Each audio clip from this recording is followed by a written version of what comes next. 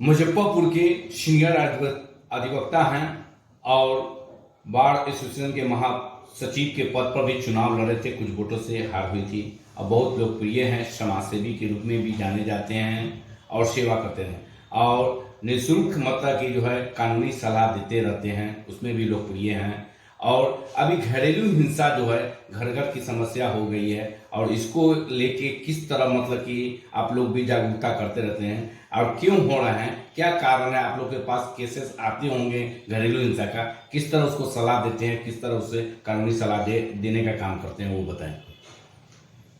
घरेलू हिंसा किसी भी परिवार के लिए अभिशाप है, इससे हर परिवार को उबारना चाहिए। घरेलू हिंसा परिवार के सदस्यों के बीच आपसी रिश्तों पर भी प्रभाव डालता है, आपसी समन्वय में भी कमी आती है। निश्चित रूप से समाज के लिए, सोसाइटी के लिए घरेलू हिंसा एक बहुत बड़ी समस्या है और हम लोगों को इस दिशा में कार्य करना चाहिए ताकि घरेलू हिंसा पर निजात लग सके, रोक लग सके, कम से कम उसके प्रभाव को किया जा सके। इसके लिए सरकार भी बहुत कायदे कानून बनाए हैं और सरकार के स्तर पर भी कार्रवाई की जा रही है, कानून के तहत भी कार्रवाई हो रही है, लोगों को दंडित किया जा रहा है। लेकिन इसका सबसे बढ़िया निदान है तो वह जागरूकता है। हम जागरूक करके लोगों को और इस समस्या से निजात दिला सकते हैं।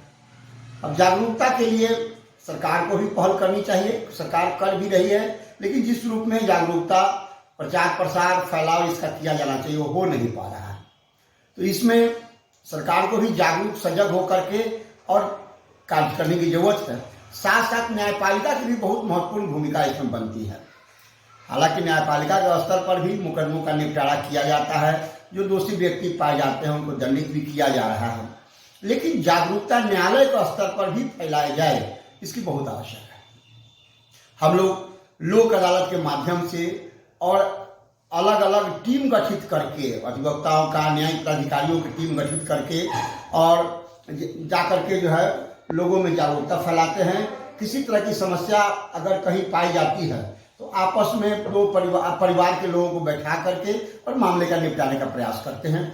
हालांकि ये अपराध बहुत तेजी से बढ़ा है और इसका मुख्य कारण है संयुक्त परिवार की जो परिकल्पना रही है वो समाप्त होती जा रही है।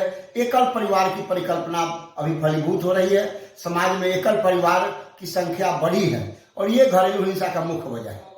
पहले क्या होता था कि संयुक्त परिवार होता था, जो दादी, माता पिता, भाई बहन सभी संयुक्त रूप से रहते थे। अगर किसी कारण से कोई विवाद, अगर कोई हिंसा की शुरुआत होती थी तो परिवार के बाकी सदस्य वो मिल बैठ करके आपसी समझौते से, अब राय मशवरा दे करके, सहयोग से मामले को निपटा लेते थे। लेकिन अब क्या है कि अब एकल परिवार की परिकल्पना समाज में देखी जा रही है, जिसकी वजह से यदि समस्याएं बढ़ती है और घरेलू हिंसा का मामला बढ़ता है तो वह विच्छेद तक करा देता है।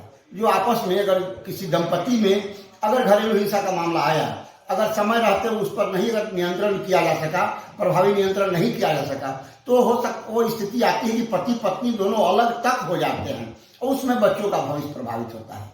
तो घरेलू हिंसा एक बहुत बड़ी कोड है, विडंबना है और हम सबको सजग होकर के इस मसले के निदान की दिशा में कार्य करना चाहिए और न्यायपालिका को भी अपनी भूमिका समझनी चाहिए। एक सबसे बड़ी समस्या है घरेलू हिंसा। अभी तो त्योहार का सीजन है, हम संपूर्ण भारतवर्ष के लोग विभिन्न तरह के पूजा पाठ त्योहार में लगे हुए हैं। अभी दुर्गा पूजा का समय चल रहा है, लोग माँ दुर्गा की पूजा पाठ आराधना में लगे हुए हैं। अब इसके बाद फिर दीपावली का त्यौहार आएगा, छठ पूजा होगी, गंगा स्नान होगा।